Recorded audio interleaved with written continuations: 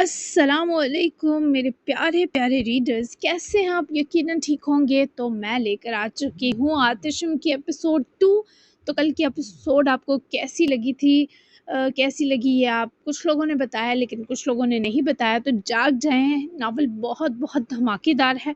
Episode इतनी ही हुआ करेगी क्योंकि इतनी ही मैं इजीली लिख सकती हूँ। मैं खुद पर बर्डन नहीं डाल सकती, और मैं जितनी मुझसे लिखी जाएगी मैं उतनी ही दूंगी। तो आज की एपिसोड बहुत बहुत धमाकेदार है। दूसरी एपिसोड लेकर आ चुकी हूँ। आज अब बाकी कैरेक्टर्स से भी मिलने वाले हैं। तो बिना टाइम ज़ाया किए मैं आपको लेकर चलती हूँ आतिशम की दूसरी एपिसोड की तरफ। तो जल्दी से चलते हैं एपिसोड की तरफ। Let's start. नींद से जागते ही उसे अपने पहलू का सुकून चाहिए होता था, और वो थी मुस्तफ़ा के नन्हे वजूद की हरारत, जो उसकी ज़िंदगी की तन्हाई, उदासी और तकलीफ़ को अपने अंदर जज़्ब कर लेती थी। एमन उसे हमेशा कहती थी कि वो मुस्तफ़ा को उनके या हिरा के कमरे में छोड़ दिया करे, क्योंकि एक तो वो रात में भूख की वजह से एक दो बार जाग कर रोता था, दूसरा जाग जाए तो फिर इसे आधा घंटा लगाकर सुलाना पड़ता था।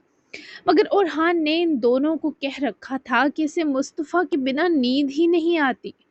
महर फातिमा और ओरहान की शादी 3 साल पहले हुई थी, और ये टोटली अरेंज मैरिज थी। महर फातिमा एमन और हिरा के साथ साथ नवाब माहिल की पसंद थी, क्योंकि वो उनके जिगरी दोस्त की बड़ी बेटी थी। ओरहान संजीदा और बोरिंग मिजाज का होने की वजह से इन इश्क माशूकी के रास्तों का कभी राही ना बन सका था। तो इसने हमेशा से शादी का इख्तियार घर वालों के सुपुर्द किया था। महर फातिमा बहुत अच्छी और प्यारी और हान ही की हम उम्र लड़की थी।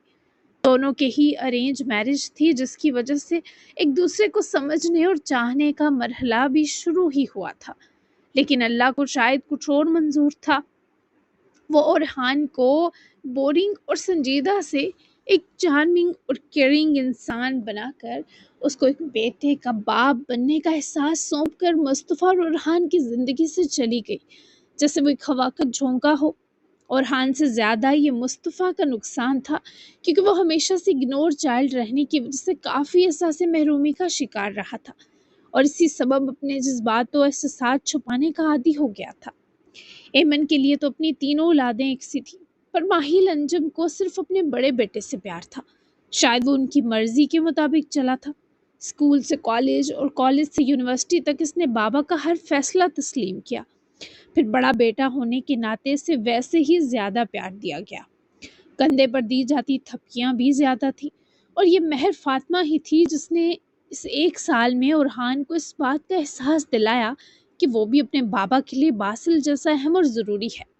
ये अलग बात है, अभी ओरहान इस यकीन के सफ़र में चला ही था कि इस रहनुमा लड़की का हाथ ओरहान के हाथ से छूट गया। वो पिछले 2 साल से वापस खामोश हो चुका था। उसकी ज़िंदगी में वाहिद खुशी बस मुस्तफ़ा की मौजूदगी थी, उसका बेटा, महर फातिमा का आखिरी गिफ्ट। और हान ने 2 साल इस बच्चे को माँ की तरह पाला। इसमें हिरा और एमन ने पूरा साथ निभाया, लेकिन ओरहान ने भी किसी किस्म की लापरवाही नहीं बरती। अभी भी जब वो जागा तो पहलू में मुस्तफ़ा का भालू पड़ा था, पर वो नहीं था। तो ओरहान बेकरारी से उठ बैठा। ओरहान की लुक्स भी बहुत आफत थी। वो वजह था बिल्कुल बाबा की तरह, लेकिन बासिल से थोड़ा कम। 19-20 का फ़र्क कह सकते हैं। हाँ, दाढ़ी मूंछ का शौकीन था। वो उठ बैठा, नींद आंखों से उड़ी। इसी सोई जागी कैफियत में वो अपने रूम का डोर खोलते बाहर निकला। निहारी बस आखिरी मराहिल में थी, और बाहर मेन लॉन में ही नाश्ते के लिए मेज़ कुर्सियां लगाई जा रही थी, जबकि लाउंज में ही उसे ममा बैठी नजर आई, जिनकी गोद में 2 साला मुस्तफ़ा मस्जिद से बैठा अपना फीडर पीने में मसरूफ था, जबकि खुद एमन पास ही नीचे कारपेट पर बैठी दोनों बाजू ग्लास मेज की सतह पर टिकाकर कोई बैग डिजाइन करने का प्रोजेक्ट बनाकर ममा से हेल्प ले रही थी। और हान की बेकरारी मुस्तफ़ा को सुकून में देखे आसूदगी बनी, और वो भी वही खूबसूरत और वसी से ओपन लाउंज में चला आया। हिरा और एमन दोनों ने बैक वक्त मुस्कुराकर स्लीपिंग ब्यूटी को देखा, जो वहीं आकर काउच पर सोए थके अंदाज में आकर लुढ़क गया। मम्मा इसे मत लेकर जाया करें सोते हुए, एकदम घबरा जाता हूँ। orhan की मासूमाना शिकायत पर ایمن نے लाड से मुस्तफ़ा का नन्हा हाथ पकड़े चूमा, फिर वैसी ही मोहब्बत भरी नजर orhan पर डाली।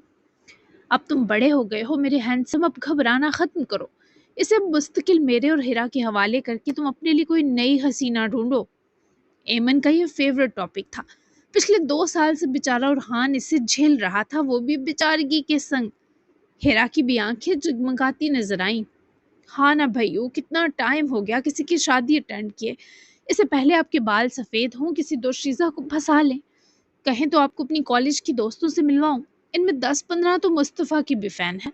मेरा बेबी बाबा से ज़्यादा हैंडसम है, मेरी क्यूटी पाई। हिरा तो वैसे ही एमन की क्राइम पार्टनर थी, फ़ौरन हथियार पकड़कर बेचारे orhan पर हमले करने लगती थी। जबकि उसके मुस्तफ़ा से ये लाड सुने वो बेचैन हुआ, खासकर क्यूटी पाई पर। तुम्हें ये क्यूटी पाई लग रहा है, शेर बेटा है मेरा, मामा इसे मना करें। orhan ने बिगड़ते हुए शिकायत की, जिस पर हिरा ने इस बार जानबूझकर मुस्कुराते मुस्तफ़ा की दोनों गालें चटाचट चूमी, और वो भी आगे से हंसकर एंजॉय कर रहा था। वो खुद कहता है मैं क्यूटी पाई हूँ। रुके मुस्तफ़ा, क्यूटी पाई कौन है हिरा की? हिरा ने पूरा सबूत फराहम किया, जिस पर मुस्तफ़ा ने फीडर की निप्पल मुंह से निकालते बाकायदा अपनी नोज़ी पर हाथ रखकर बताया, जिस पर orhan को भी मुस्कुराना पड़ा। एमन भी हंसती। 2 साल का था पर छोटी छोटी बातें करने लगा था, और जुबान भी साफ थी। खासकर जब भूख लगी हो या प्यास या बाबा चाहिए हो तो वो बोल कर कहता था, मामा आज 4 के बाद बिजी हूँ मैं, उस्मान की शादी है, आज तो कुछ इंतजामात देखने होंगे मुझे भी, इकलौते दोस्त होने के नाते। आप मुस्तफ़ा को संभाल लेंगी रात तक? orhan को भी नींद आ रही थी, जबकि आज के इवेंट का सोचे से अचानक याद आया कि उस्मान ने गालियां देनी है अगर जल्दी ना गया, पर मुस्तफ़ा की से फिक्र थी। शाम हमेशा वो मुस्तफ़ा के साथ गुजारता, तो कभी बाबा ना दिखाई दें तो वो रोने लगता था। मैं इसे संभाल लूंगी मेरी जान, तुम खुद को संभालने वाली को लाने का बंदोबस्त करो। 2 साल काफ़ी थे orhan, इसे माँ की ज़रूरत है। एमन ने इस बार मोहब्बत और फिक्र से वही बात दोहराई, पर वो आदम बेजार शख्स मजीद ये तकरार ना सुन सकता था। तभी उठ खड़ा हुआ। अभी तो उस्मान की दुल्हन लानी है। खुदा के लिए मामा, मेरी दुल्हन आकर जा चुकी है, अब वो रास्ता सील हो चुका है। रही बात मुस्तफ़ा के लिए माँ को लाने की, तो उसके पास ऑलरेडी 2 माएँ हैं। इतनी माएँ कैसे संभालेगा मेरा बच्चा? orhan ने झुककर मामा की गोद में बैठे मुस्तफ़ा का माथा चूमा, तो वो आगे से बाबा के लम्स पर जैसे मदहोश हुआ। ऐसा वो किसी और के छूने पर नहीं होता था। ये रिएक्शन वो सिर्फ orhan को देता था, जबकि orhan का टालना नया कब था, ये तो रोज़ का मामूल था। एक पेशेंट की अपॉइंटमेंट है आज, फिर कुछ लोगों को ज़मीन दिखाने जाना है, शाम हो जाएगी। मेरी जान का ख्याल रखिएगा आप दोनों।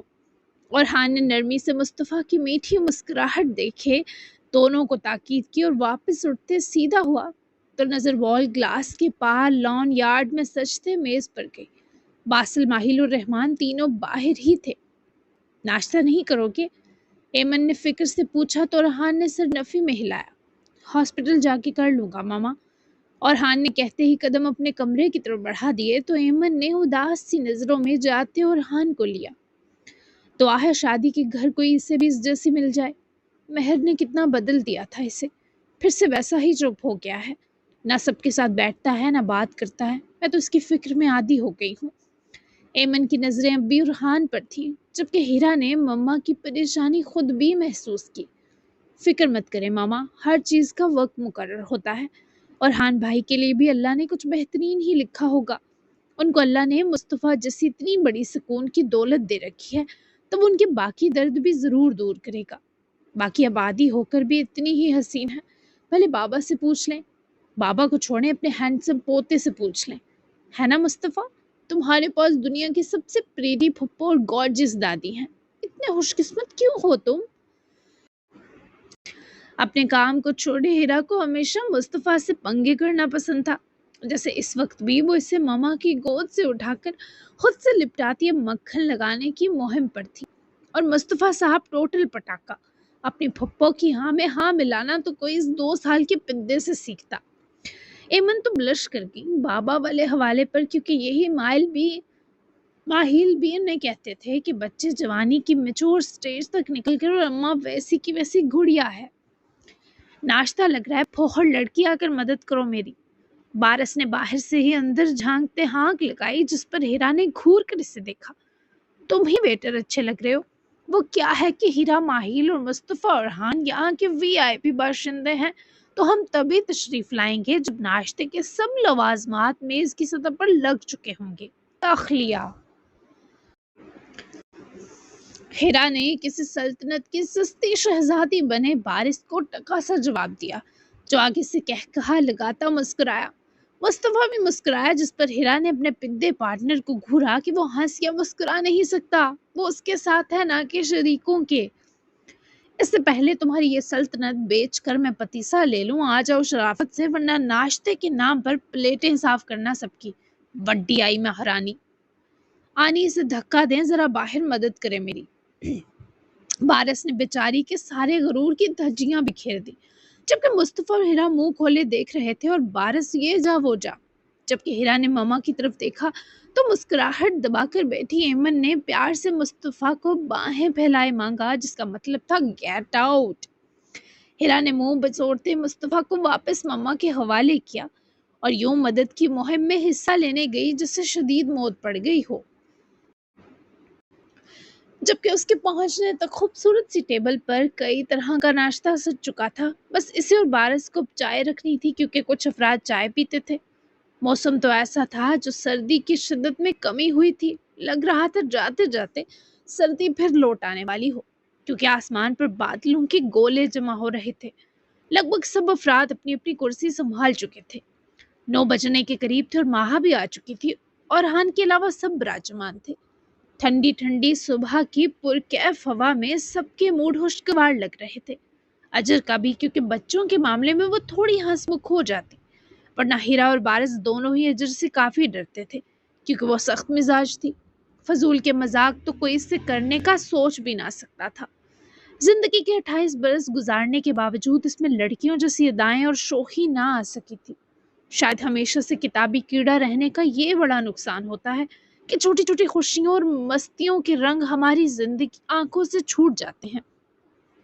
जैसे हीरा थी एकदम जिंदगी से भरी हुई, शौक, शरारती, सबकी आंखों का तारा, और सबसे बढ़कर मुस्तफा की फेवरेट। अभी भी सबकी तवज्जो मुस्तफा की जानिब थी, क्योंकि वो इन दो घरों के लिए पिछले 2 साल से खिलौना था, जिसे देखते ही किसी का भी मूड अच्छा हो जाए, जिसकी हरकतें, बातें और अंदाज किसी का भी बेजार दिल गुदगुदा दे। फिर अब तो वो हीरा बातूनी के साथ रह रहकर उसकी तरह बोलना भी सीख रहा था। दो बड़े जहां बड़ों वाली गुफ्तगू में मसरूफ, सियासत और कानून के झमेलों में उलझे थे। बासिल को भी घसीटा था, वहीं खवातीन आज के बकिया दिन के बारे गुफ्तगू में मसरूफ, और बारिश हीरा का काम था मुस्तफ़ा को कुछ वो चीज़ें खिलाना जो वो खा लेता, जैसे फ्रूट्स या ब्रेड का पीस। अजर बस अपनी कॉफ़ी पीते इर्द गिर्द मौसम का लुत्फ ले रही थी। हवा कभी तेज होती, कभी धीमी।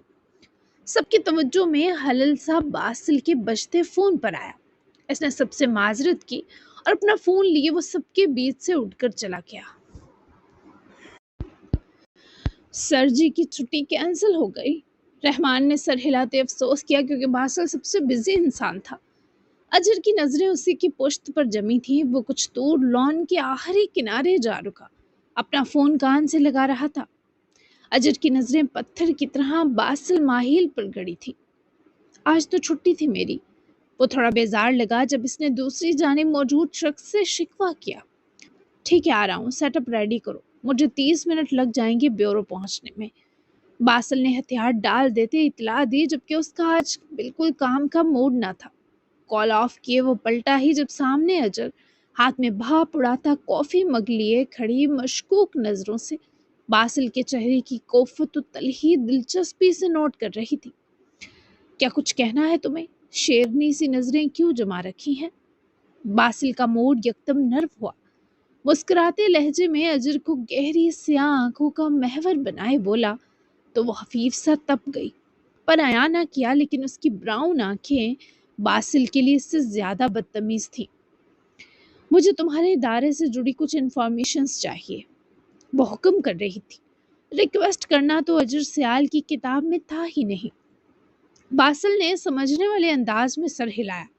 तमाम अहलिहाना की नज़रें इस वक्त दो दुश्मन मुल्क के इन सिपाहियों पर मानी हेजी से गड़ी थीं कि वो एक साथ कैसे खड़े हो गए।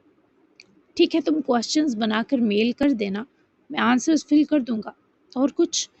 वो अजर के लिए हमेशा खमतन गोश रहता, कितनी भी उजलत में हो उसको हमेशा सुकून से जवाब देता, कितना भी चिढ़ जाए। वो अजर के लिए दुनिया का सबसे पुरतहम्मुल शख्स था।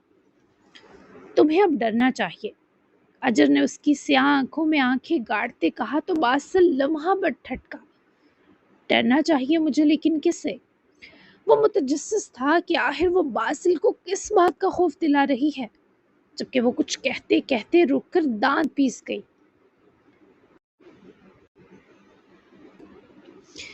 एक बार अथॉरिटी आने दो मेरे पास, अपने भाई की मौत का बदला तुम्हारे लेवल पर आकर लूंगी।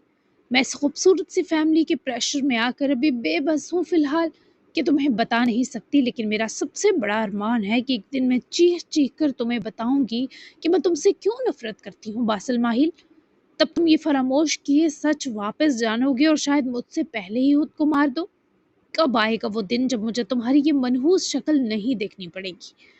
वो ये सब दिल में सोचती हुई इतनी मुनहमिक थी कि इसे एहसास ना हुआ उसकी आंखों में उसकी सोची सारी नफरत हलकोर उठी है, और वो कहने से ज्यादा महसूस करने का माहिर था।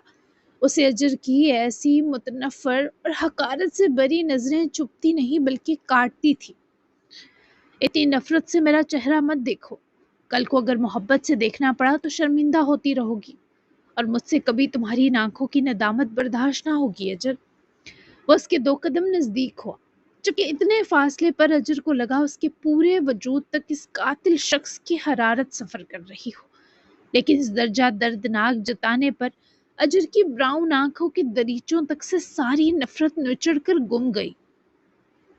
मुझे तुम्हारी शक्ल जिस दिन मोहब्बत से देखनी पड़ी, मैं अपनी आंखें हत्या कर दूंगी किसी दुश्मन को, या इन्हें हमेशा के लिए बंद कर दूंगी, या फिर खुद फोड़ दूंगी। वो मुरव्वत से हाली थी। इतनी नफरत तो दुनिया में थी भी नहीं जितनी अजर सियाल ने बासिल माहिल से कर ली थी। इस शख्स के अंदर कुछ टूटा था।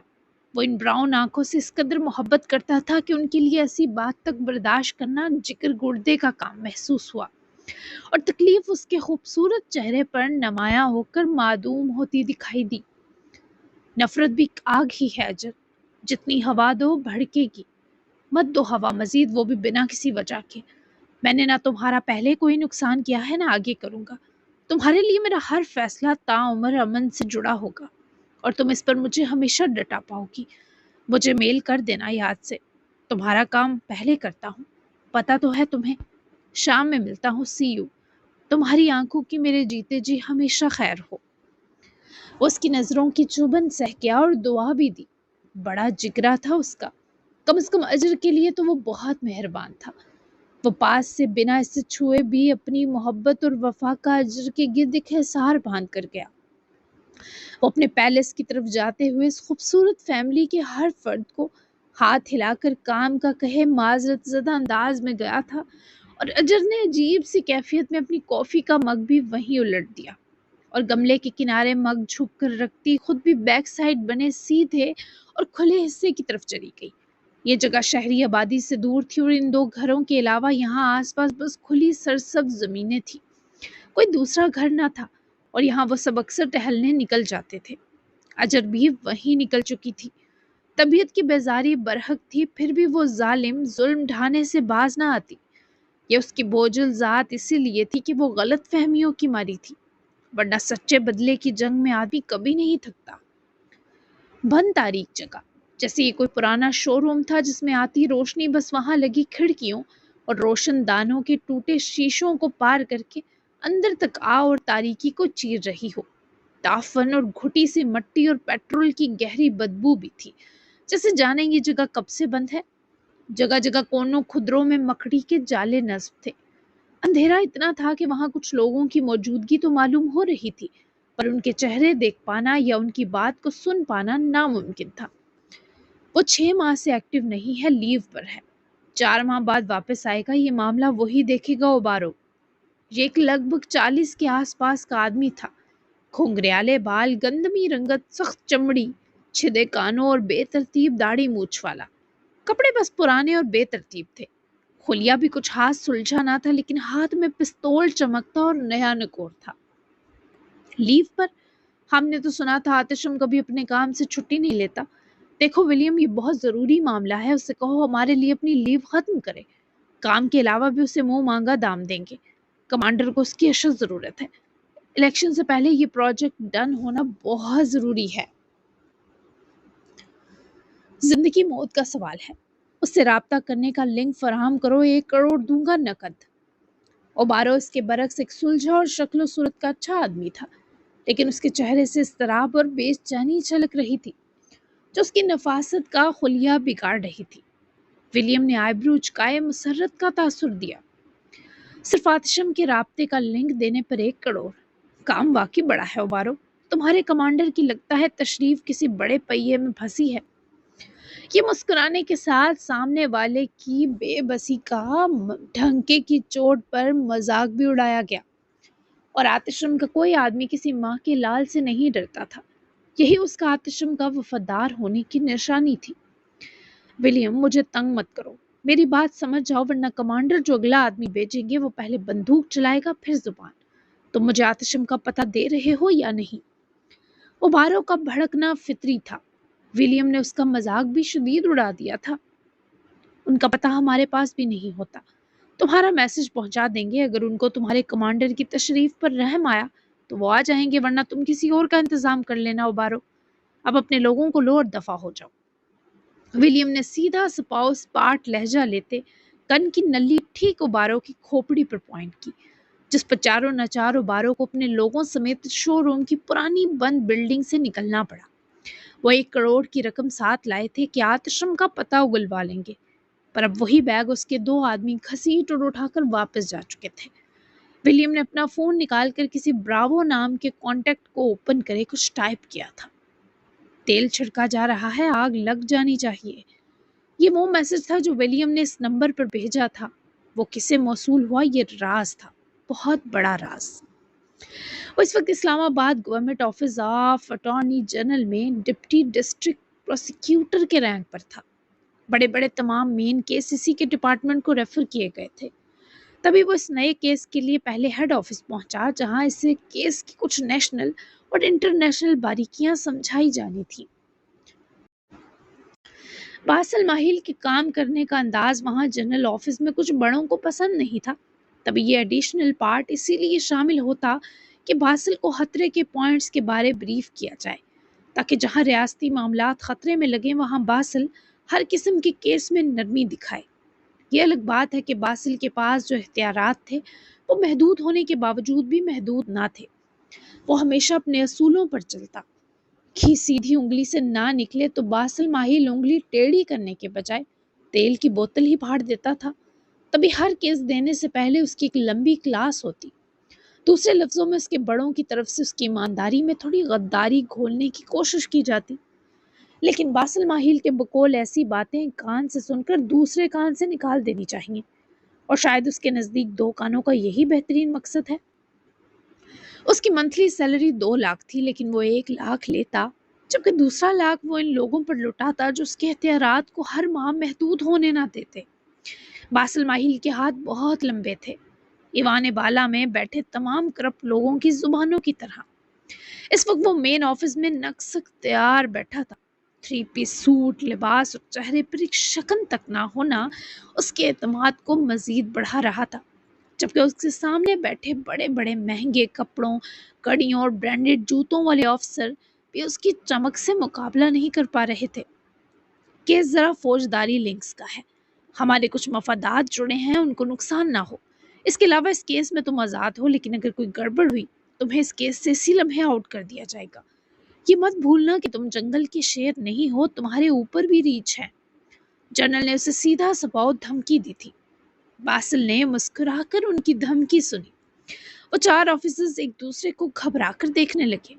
ایسا مہلک مسکرایا تھا وہ کہ ان سب کے جسموں کو چونٹیاں نوچنے لگی۔ کتنے ریچھ ہیں؟ اس کے اطمینان میں رتی برابر کمی نہ آئی۔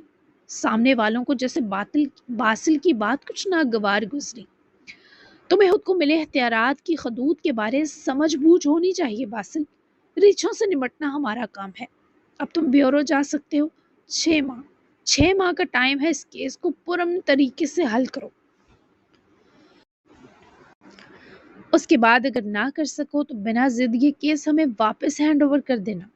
تمہارے پاگل پن سے پورا جنرل ہاؤس واقف ہے، مگر کیا کریں، تم جیسا قابل پروسیکیوٹر ہمارے پاس اور ہے نہیں۔ ہم بھی مجبور ہیں اور تم بھی خود کو تھوڑا مجبور ہی سمجھنا۔ ایک بار پھر ڈکے چھپکے لفظوں میں آئی دھمکی کسی وسکی کے سپ کی طرح باسل ماہل نے مزے لے کر انجوائے کی۔ کڑوے پن کو بنا محسوس کروائے حلق میں نگل لیا۔ Thank you for this case, have a good day. وہ پراعتماد انداز میں اپنی جگہ سے اٹھا اور وہاں بیٹھے اپنے محترم جنرلز کو دن کی خوبصورت دعا دیتے اپنے پرسحر انداز میں ہی آفس سے باہر نکل گیا، جبکہ اس کے جاتے ہی چہمگوئیاں بلند ہوئی، پر اسے کہاں پرواہ تھی۔ وہ تو شان سے جیتا تھا۔ بیورو پہنچنے تک اسے 10 منٹ مزید لگے۔ اس کی تمام ٹیم اس کے بیورو میں تھی اور کیس فائل کا سیٹ اپ کمپیوٹر اسکرین پر ریڈی تھا۔ وہاں کچھ کمپیوٹرائز ڈیٹا اوپن تھا، جیسے phone calls, location, D N A data, health history اور رشتہ داروں کا ریکارڈ، اور پھر ایک معزز شخص کی تصویر کمپیوٹر اسکرین پر کھلی۔ آرمی کے جانے مانے کمانڈر کی تصویر تھی جسے وہ سب پہچانتے تھے۔ دلچسپ۔ باسل نے اس تصویر کو دیکھتے محظوظ مسکراہٹ دی۔ اس کی ٹیم میں لگ بھگ 23 لوگ تھے، کچھ کمپیوٹر آپریٹرز، کچھ وکیل تھے، ایک تو جج کا سیکٹری بھی تھا، کچھ قانونی لوگ تھے۔ بارڈر پر کچھ غیر رجسٹرڈ نارکوٹک سامان ملا ہے جو ریڈ ایریا سے آ رہا تھا۔ اسی سامان کے ساتھ کچھ لوگ پکڑے گئے ہیں جن کے لنکس ان کمانڈر سے جڑے نکلے ہیں۔ اب معاملہ یہ ہے کہ بنا ادارے کی ریپو کو کوئی نقصان دیے اس غدار کو آؤٹ آف دا ریس کرنا ہے، جبکہ یہ بندہ عوام میں کافی فیمس اور ایماندار چل رہا ہے باس، اور ٹیچر کا فیورٹ اسٹوڈنٹ بھی ہے، جسے ٹیچرز 6 ماہ کے بعد بچانے کی پوری کوشش میں ہے۔ یہ غیر واضح وضاحت مزے سے لے کر سنانے والا باسل کا خاص آدمی کوبرا تھا۔ نک نیم کوبرا کہہ سکتے ہیں۔ باسل کی طرح تھوڑا سر پھرا بھی تھا اور حقیقت پسند بھی۔ 6 ماہ بہت ہیں اسے ٹیچرز کا ناپسندیدہ بنانے کے لیے۔ لگ جاؤ کام پر، میں تو بس تم سب کو کمانڈز دوں گا۔ مجھے پتا ہے میرے پاس منچے کھلاڑیوں کی پوری ٹیم ہے۔ فی الحال مجھے اسٹرانگ سی چائے دو، پھر کچھ دماغ چلے گا میرا۔ وہ اپنے آفس رولنگ چیئر پر کنگ کی طرح بیٹھ چکا تھا اور اب اس نے صرف اپنا دماغ لڑانا تھا، جبکہ باقی کام اس کے ہونہاروں کا تھا۔ باسل کی چائے چولہے پر رکھ دی گئی تھی۔ چائے کا وہ بہت برا عادی تھا اور یہ سب جانتے تھے کہ اس کا دماغ ہر پی جاتی چاہ کی پیالی مزید تیز کر دیتی ہے۔ اس کی عقاب تیز نگاہیں اب کمپیوٹرائز اسکرین پر تھی۔ وہ مزے سے مسکرا رہا تھا۔ میسج نوٹیفیکیشن پر اس کی توجہ بھٹکی۔ میسج اوپن کیا تو ای میل تھی اجر سیال کی، اور وہ بڑی دلچسپی سے اجر کے بنائے سوالوں کی لسٹ دیکھنے لگا، پھر بے حد خوبصورت مسکرایا۔ مجھ پر چلی گئی ہے، پھر بھی نفرت کیسے کر لی اس نے۔ امپریسو اپروچ اجر سیال، تم سے لگتا ہے ڈرنا ہی پڑے گا، ابھی نہ صحیح ان فیوچر ہی صحیح۔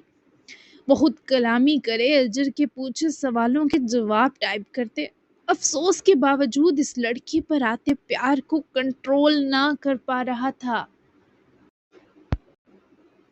جی جناب، تو کیسی لگی آپ کو دوسری ایپیسوڈ جو ہے میرال جو ہے وہ کل کی ایپیسوڈ میں آئے گی، یعنی 3rd ایپیسوڈ میں۔ اس سے زیادہ لمبی ایپیسوڈ میں نہیں دے پائی، لکھنا تو چاہ رہی تھی لیکن نہ میرے پاس ٹائم تھا، نہ میرے پاس انرجی بچی تھی۔ تو آج کی ایپیسوڈ آپ کو دوسری کیسی لگی؟ جاگ جائیں، اچھا سا رسپانس دیجیے۔ ناول آپ کی سوچ سے زیادہ دھماکے دار اور یمی اور کریمی اور بہت سارا رنگوں سے بھرا ہونے والا ہے، بہت کچھ ہونے والا ہے، بہت بڑا دھماکہ ہونے والا ہے، اور بہت کچھ ہے اس ناول میں۔ یہ عام سی سٹوری تو ہے ہی نہیں، یہ بہت ہی یمی سٹوری ہے، آپ کو بہت پسند آئے گی۔ تو پیارا سا تبصرہ سب نے ضرور کرنا ہے، چھوٹا سا کمنٹ کر دیا کریں، سب کیا کریں جو پڑھتے ہیں، ٹھیک ہے؟ تو اس سے رائٹر کو حوصلہ ملتا ہے۔ تو ملتے ہیں پھر 3rd دھماکے دار ایپیسوڈ میں، تب تک کے لیے ساتھ بنے رہیے اور اچھا سا تبصرہ دوبارہ کہہ رہی ہوں، لازمی دیجیے گا اور چینل کو سبسکرائب کرنا بالکل مت بھولیے گا۔ تو ملتے ہیں کل کے ایپیسوڈ میں، تب تک کے لیے بائے بائے، اللہ حافظ، دعا میں یاد رکھیے گا اور اپنا خیال رکھیے گا، اور ہاں، پاکستان زندہ باد۔